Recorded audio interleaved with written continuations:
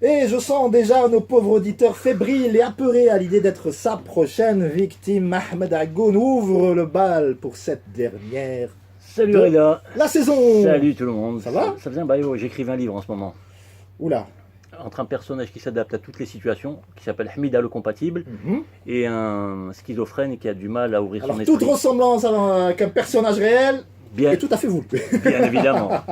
Nous sommes le 25 mai, sachez qu'à cette même date, en l'an 1977, sortait au cinéma le premier film de la saga Star Wars. Depuis, l'Étoile Noire a échoué en Algérie et le film continue. Que dire? J'en perds mes mots, ma voix, mes idées. J'ai le sincère sentiment que mon évolution s'est arrêtée à un stade dégénératif. C'est vrai.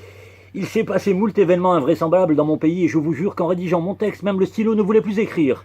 Mon stylo me fait la gueule, il se rebelle, il en a plein la bille et ne veut plus gaspiller l'encre qui lui reste à tenter de résoudre les soucis qui se bousculent dans mon cerveau et exorciser mes mots.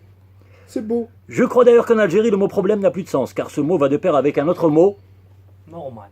Non, solution.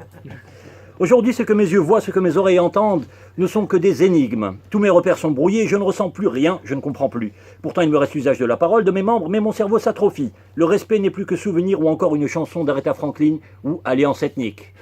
La bêtise est mon ivresse, et je sens qu'elle est peut-être la clé du bonheur.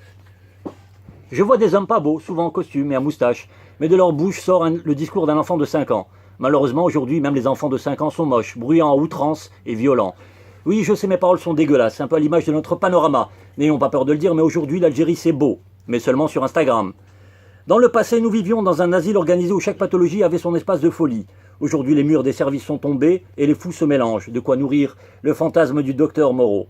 D'ailleurs, même les pathologies mutent. On a découvert des gens schizophrènes. Et pourtant, ce week-end, j'ai résisté. Je suis sorti, j'ai pris la route, j'ai évité les assauts des autres automobilistes, l'insouciance des passants et l'ignorance de la police. Fatigué, j'ai garé, j'ai marché dans cette ville bordée de la plus belle mer du globe et au thermostat solaire le plus agréable. J'ai voulu écouter les mouettes, mais les vrombissements des deux roues, dernière mode à Alger, ont le monopole des décibels. Paniqué, je voulus m'enfuir sous terre. Je pris le métro. Plongé dans un monde souterrain, m'offrant une bouffée d'air technologique, je m'aperçus qu'on devait d'abord expliquer le progrès aux gens, le sens du ticket et le fonctionnement du distributeur. Peu importe, les wagons sont beaux, pas les gens. Je suffoque, direction le jardin d'essai, où je vais essayer d'être heureux, de me réconcilier avec la nature, les bêtes, les insectes, les hommes. L'entrée du jardin est étroite, surréaliste, une mise en garde avant de me plonger dans le jardin d'Éden. L'eau, l'air, la vie, des jardins colorés. Je vois des muguets, des azalées, des orchidées, des sacs de chips, des canettes de soda, bref. L'Algérien m'a ajouté une touche personnelle en signant avec son ADN l'Armik. Je panique, je claque les talons, je m'enfuis vers le zoo. Les hommes sont devenus fous, j'espère que les animaux me distrairont. Ah, déception. Des félins feignants, des oiseaux léthargiques, un ours aussi mort que le communisme, et des singes paniqués à l'idée de voir des Algériens.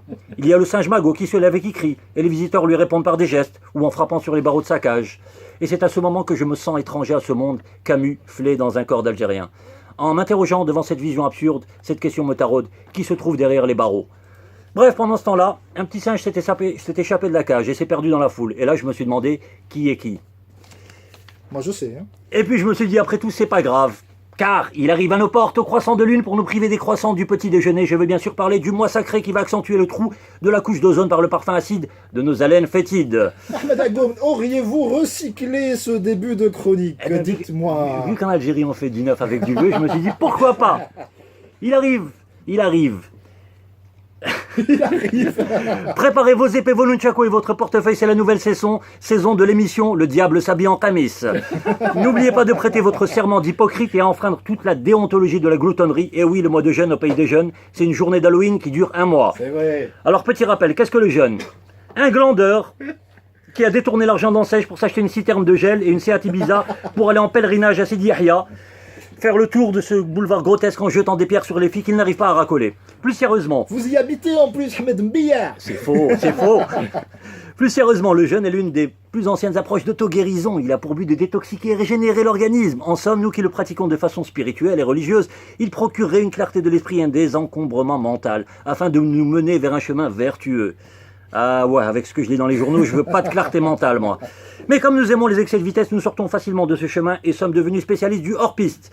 Malheureusement, la théorie ne s'absout pas de la triste réalité des choses et le schnoufisme l'emporte sur notre héroïsme. Acteur récurrent de la série The Walking Dead, à défaut de se nourrir, nous nous bouffons entre nous. Du barbelé dans le couffin, nous subissons la loi des marchés de la bourse de Wall Street.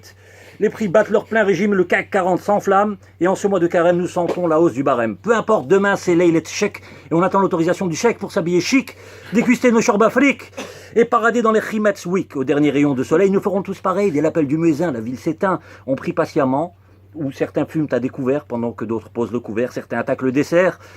Chorba Afrique, c'est chic, un roux, un break, une brique, une gorgée de sherbet et passe la tempête, un café 100% arabique, mon esprit s'éveille en un clic. Samedi soir, je veux faire le bonheur des chimistes dans ce mois de folie culturelle, pourvu que Cendrillon rentre avant l'heure du sahur.